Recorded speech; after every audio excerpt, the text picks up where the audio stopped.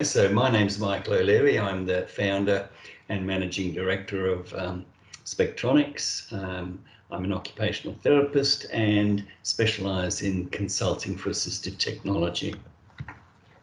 So today's webinar is probably the most important webinar of the series because this is where we learn how to assign activities, interactive activities to students. So most of us start with Boardmaker and we know how to print resources, communication pages and school wall charts, etc. But here we're going to learn how to assign interactive activities for which we have had previous webinars, and we'll get to see them shortly. What we're going to do today, we've covered the editor and creating interactive and printed resources, and in a couple of future webinars we're going to be looking at curriculum resources, which are basically a couple of different types of systems that we'll be looking at. But today we're going to focus on the middle of the system, the Boardmaker Online system, which is the Student Centre. And in the Student Centre, that's where students can play with interactive resources. And there are two ways that you can access the Boardmaker Student Centre. It can be accessed via any web browser. Every account has a unique URL or web page by which you can access the Student Centre via a Windows or Apple Internet browser. The other way is to download the free apps. You can download an iOS Apple app or a Windows app, and you can also download it onto Tobii Dynavox devices. And with the app, you don't need internet access to play the unlimited installations, whereas obviously with the browser you need consistent internet access. So when you've downloaded the Boardmaker Centre, this is not the browser, this is the downloaded free installed app. It looks like this. So you get a bunch of free stuff, 4 access games, 15 emergent games, 6 math tools, and 12 core first learning activity sets. And then we also have the Boardmaker Online personalised content, where there are print and interactive over 400 templates and Boardmaker instructional solutions that can be assigned to students in their Student Centre, and we'll be looking at that. To download the Windows app, you can go to the Tobii Dynavox site, and where you say download for Windows, and you download the Windows Student Centre. There are links for this, and the usual sort of install. It's saying, do you want to install this? You click on install, and this is what you get, and you can select your content, etc. And just to convince myself and others that yes, it will work on an iPad as well. Here's my iPad with the Student Centre, and you'll see that it looks exactly the same. So I'm presuming that it's consistent and looks exactly the same on everything.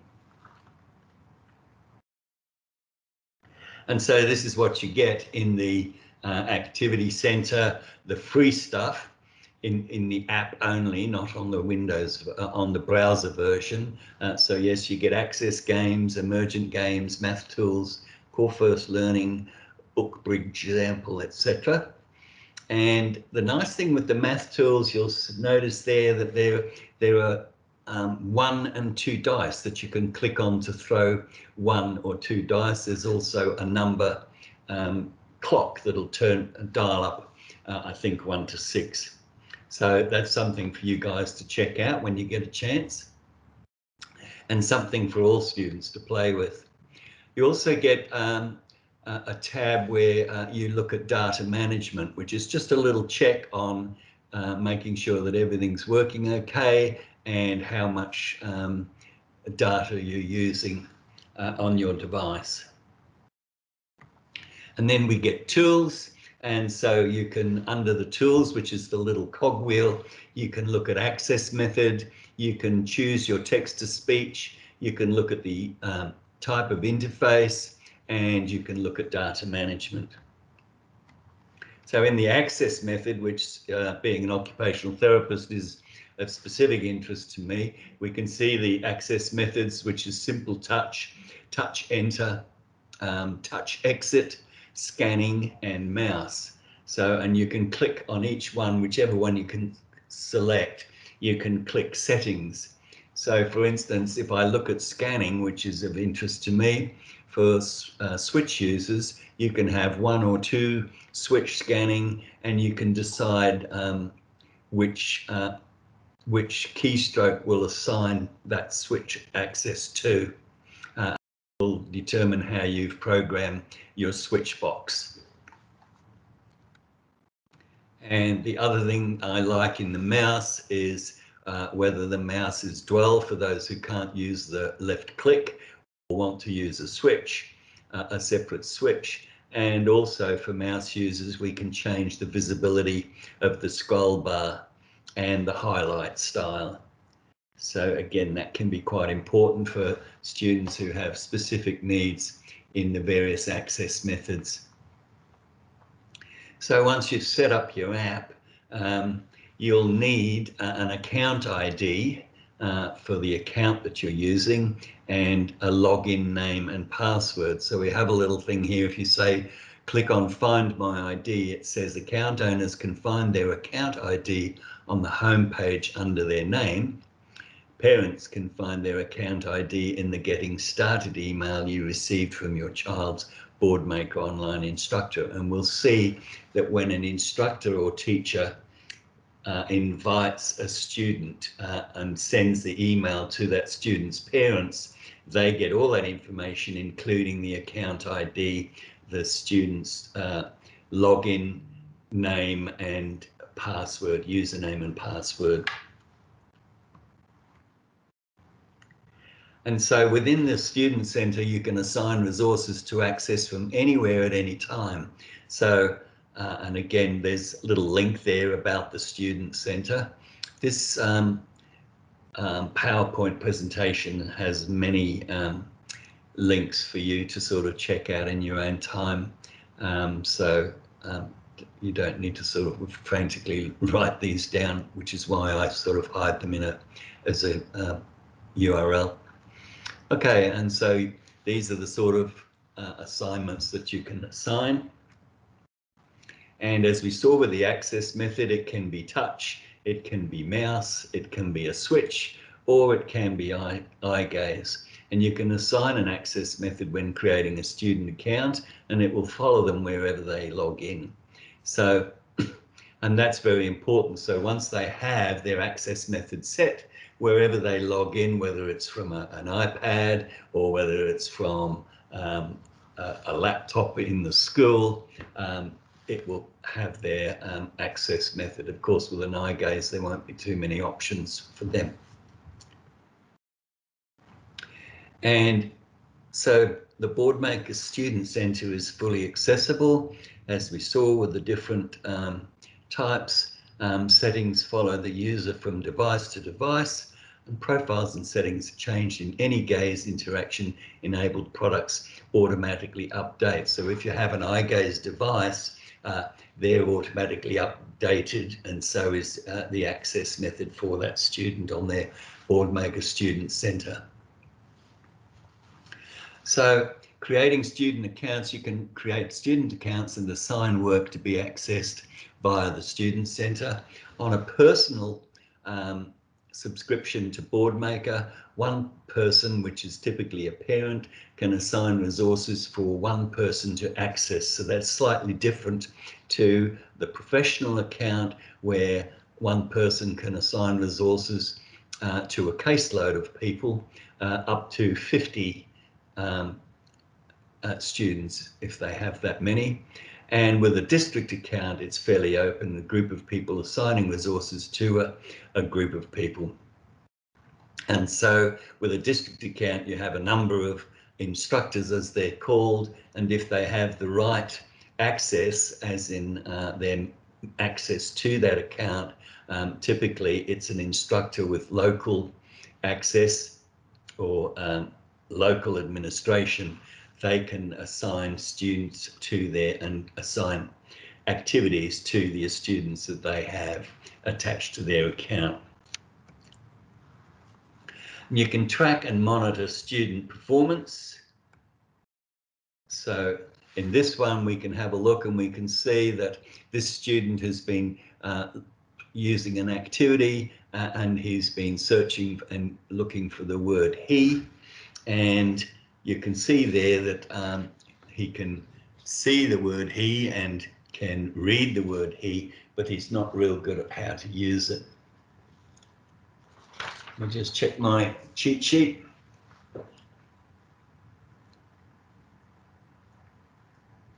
So with the Student Centre, the teachers and therapists, instructors can sort of monitor the students' performance, especially if it's a performance activity that's marked with a P, it will feed back exactly what they've been doing. Others, if it's like reading a book, it will indicate at least how much time they've spent on a particular activity, and we'll see that when we log in. So let me show you the Boardmaker Student Centre. We'll create a student, we'll assign activities to the student, we can manage the student activity lists and tracking student performance. And what I want to do is, when you have signed up for this webinar, we'll send you the PowerPoint, we'll send you the recording of the webinar, and we'll also send you this PDF, which has 5 steps for using the Boardmaker Student Centre, which is just a series of links to web pages for you to sort of learn independently just how all there is to know about the Student Centre and how to make it work. So that's the 5-step guide. My suggestion is, before you start sending stuff out to students, is that with your whatever account you have for Boardmaker Online, is to create a student in your account and then have a look at how things are working with that student and practice with it yourself, logging into as that student into the Student Centre. So play with it just to see how it all works, and then when you're comfortable with that and you know what you're doing, you can then sort of add some of your real students and send them activities. So I'm going to just hop out of here now and go to our Boardmaker Online, and let me see where we go from here. So as I've said, there's 2 ways of accessing the Student Centre. One way is to come to our Boardmaker. This is our home page here. If you go to My Boardmaker, we'll see the activities. But if you go to Students, you'll see the Students drop-down menu, and you'll see at the bottom there, you'll see Student Centre, which takes you to the Student Centre, and that is via the web browser. So you can have a student login, we can come in here, and here it's suggested there, one of my students is Jasmine, and so I can log in. So remembered her password. We're still with the Adobe Player at the moment, so we have to allow that. When Boardmaker 7 comes out, it won't need that anymore. We're doing quite well, really. For those of you who are in Brisbane, we're sort of sitting on the verge of a storm. So there's Jasmine's Student Centre, and here we can see all the activities that have been assigned to her. And if we have a look here, we can see user settings, about, and we can log out. if we go to user settings, and I must say that you'll notice that we've logged in once. When that student logs in on a computer, it will remember that student, and they don't need to keep logging in with their username and password. It will just remember them, especially when they're at home. User settings, again, we can look at these and it'll load the user settings for you. And if the student is logging in for the first time, they can use it. We can look at that. They can set their access method, or their parent can. We've got simple touch. We've got touch enter, touch exit, scanning, and mouse pause, etc. We can select the text to speech, and we can sort of test that text to speech if we want. And we can look at symbol and language. So this is the sort of symbols that they can call upon. And I guess we can and say, there we go, and submit.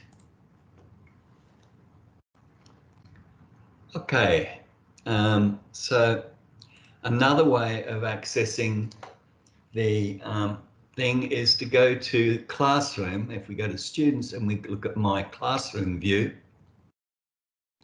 we'll leave.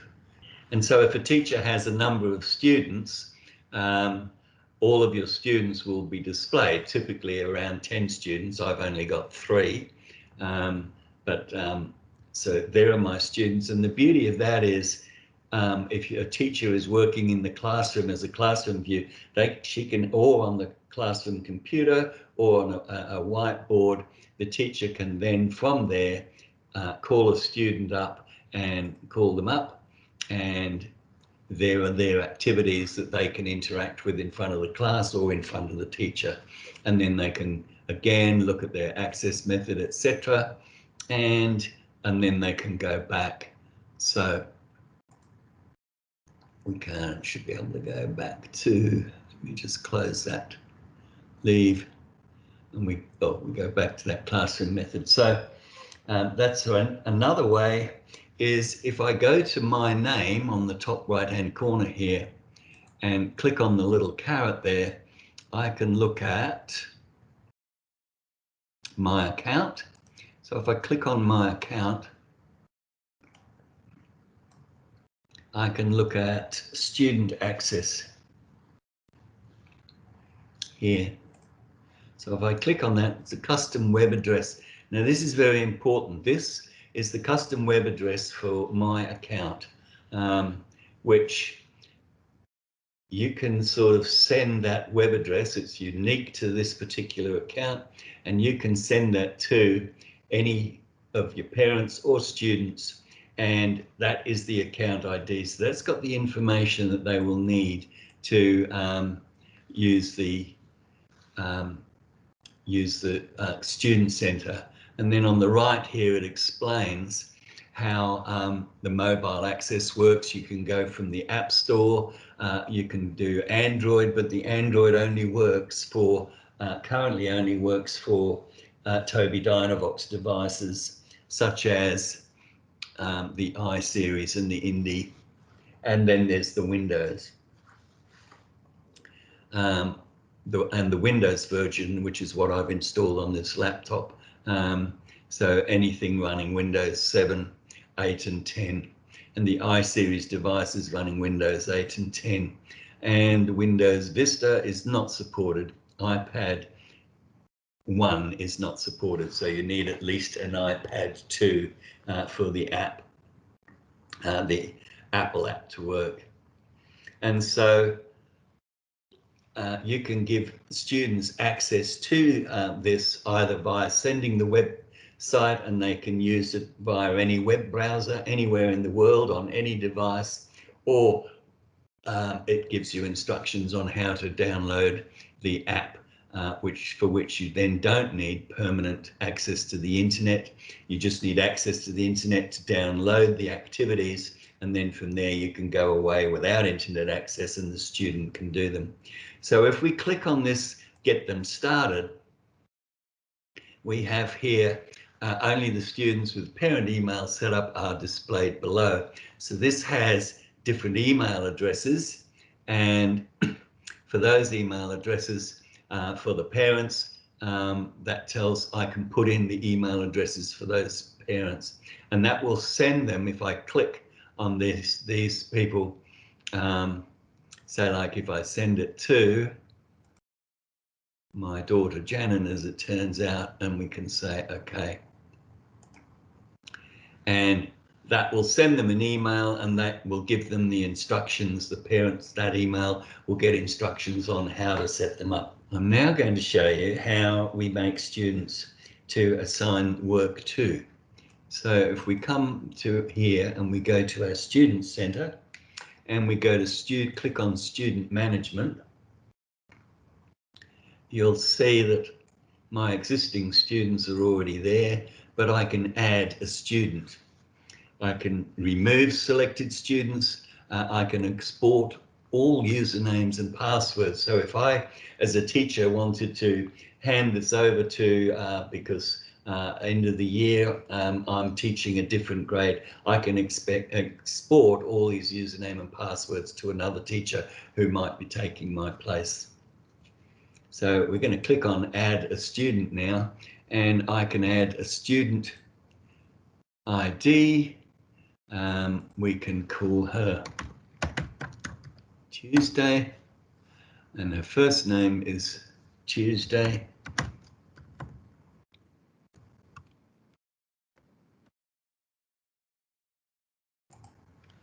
And call her Smith.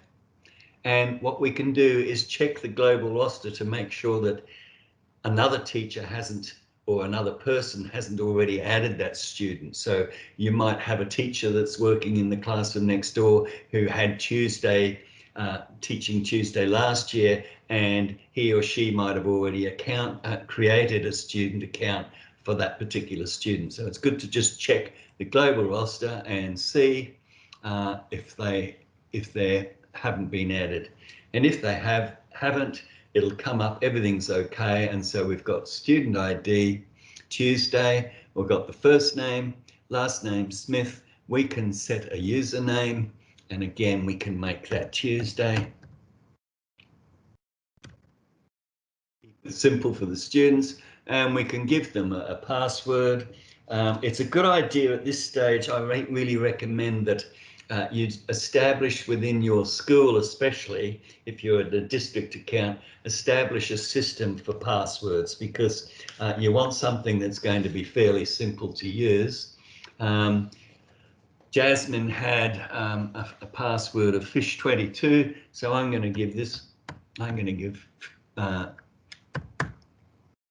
Tuesday a password fish23. And that's especially important when you're using within a classroom, because if you're using the whiteboard, you don't want to have to be looking up all different passwords, etc. So you really need to have a standard system for usernames and passwords. Most schools use the first initial and then a surname, and the password might often be the classroom name, so class 4B or something like that. Whatever system works best for you. And if you're new to your school, it might be a bit wise to just check with your other fellow teachers, or if you have an IT administrator, check with them to see if there's a popular thing. You can upload a photo for your student, as I have done for my others, and assign instructors. Now this is where you might have other instructors that you want to be able to assign activities to the student. So as a teacher, you might have a speech and language pathologist that's also got some activities that they're working on with this student, so you could add them. And or you might have other students that you might have an occupational therapist like me, and you want to invite them along so that they can add. So that's where you can add different people who can assign activities. And then we just save and close. And now we've created another person, Tuesday. You'll notice there that the student ID I gave them was quite different. I did develop a system there of sorts. Okay, and so now we can go to Tuesday and have assign some activities. So we go to My Boardmaker and we'll have a look at all the activities that we've been working on.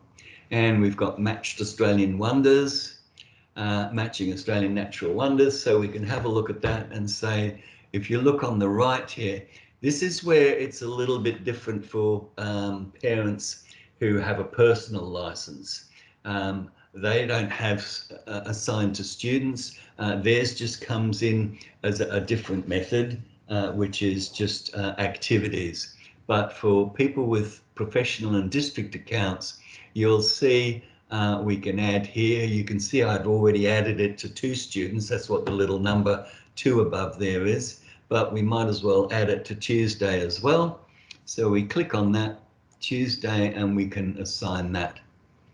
And so we've assigned that to her. Some of the things aren't working. Hogwarts, sorting Hogwarts, and this is where we get a P which has a performance. It's a performance activity. So again, we might assign that to Tuesday because that's going to give us some feedback as to just what she's been doing. And another one that we can do is, let's scroll down. We can do sorting lunch. Again, that's a performance one. So we can click on this and say, okay, let's send that to Tuesday as well.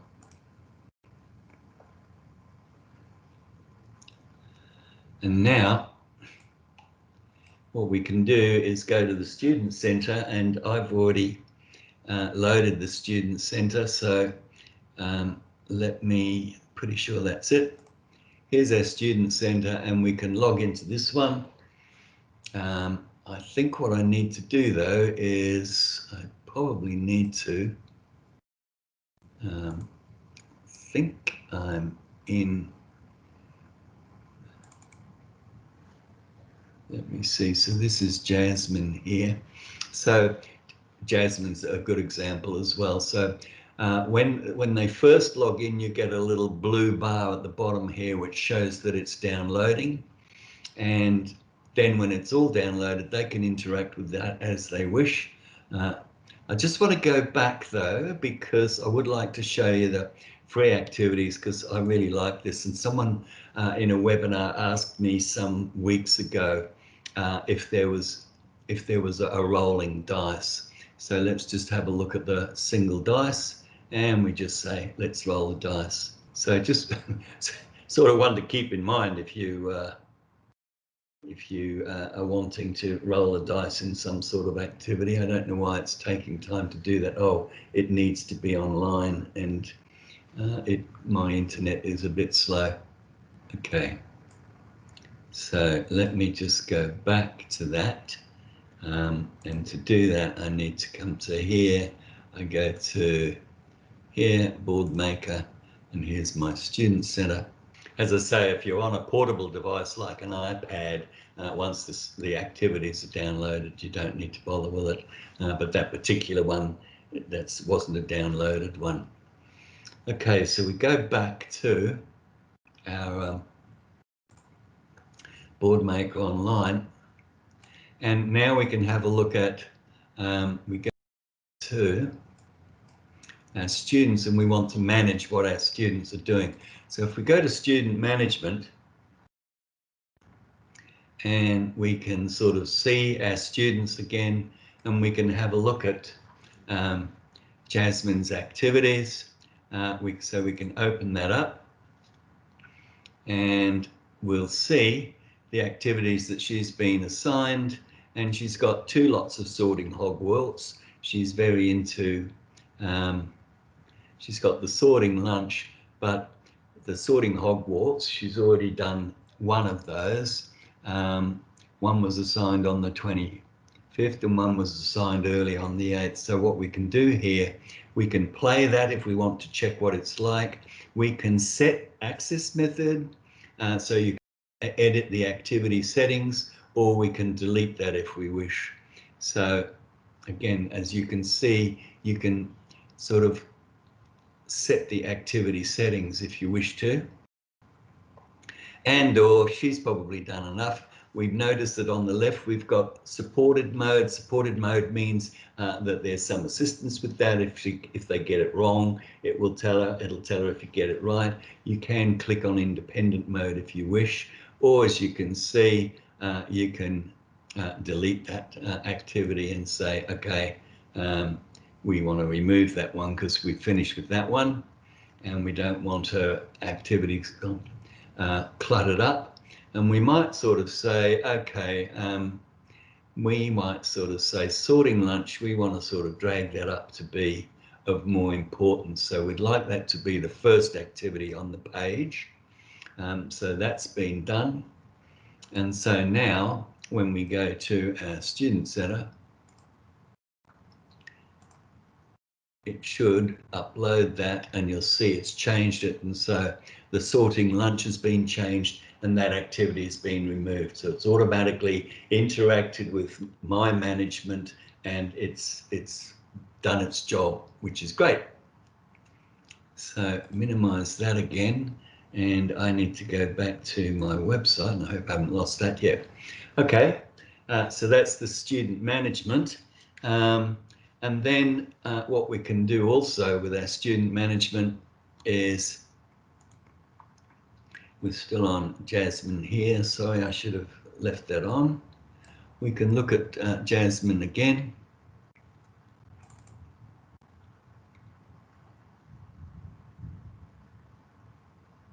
Our storm is brewing.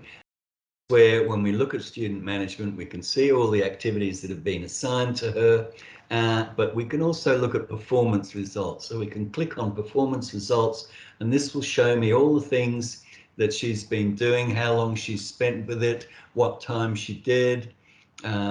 So for instance, yesterday she interacted with the activity and spent just 1 minute and 12 seconds on sorting out that session.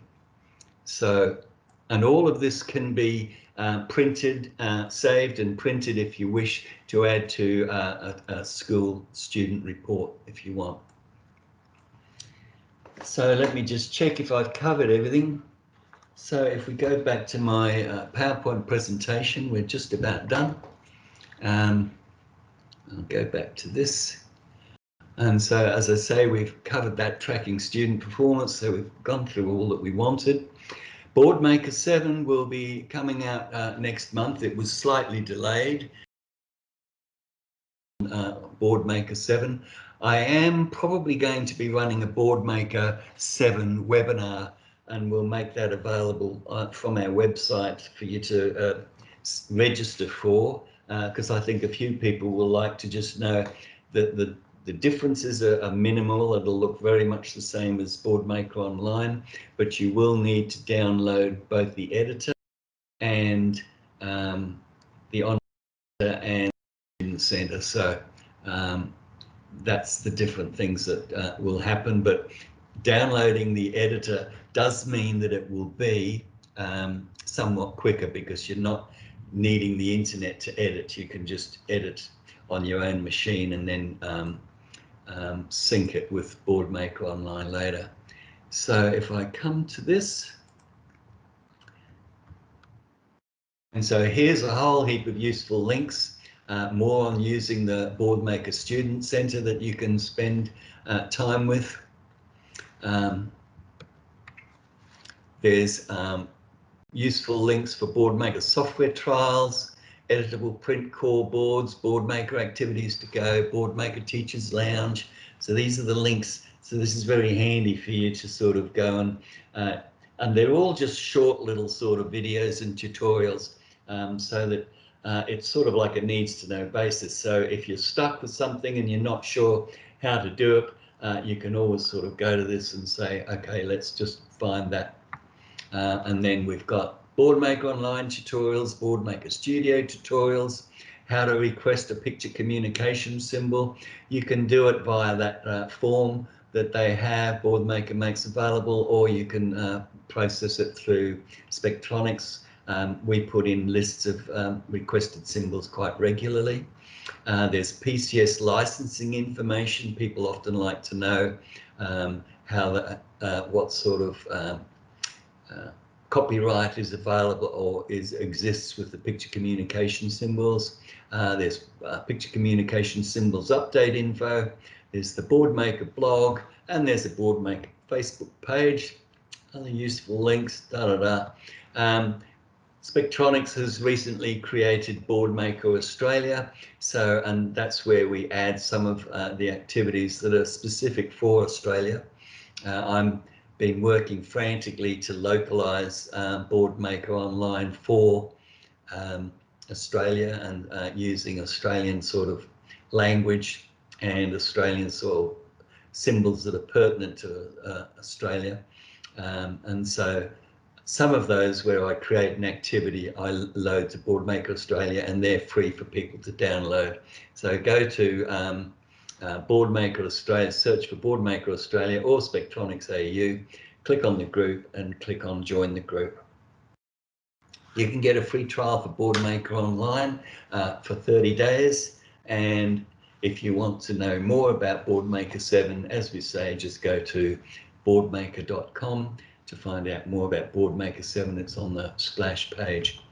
So this is the 5th of the 7 webinar series using the Boardmaker Student Centre. The next one in a fortnight's time, Tuesday the 10th of November, is on Core First Learning, which is a whole series of ready-made activities that you can use, but focusing on core first words. And then there's Reading Avenue, which is the last one. As I say, I might sort of, I'm pretty sure Boardmaker is coming. Boardmaker 7 will be launched on now November the 17th. So probably somewhere in between those two, I might just make sure that everybody's familiar with Boardmaker 7 and we can sort of highlight any differences. So thank you for your time, and I hope that this is helpful, and I look forward to seeing you in a fortnight's time. Thank you for your attention.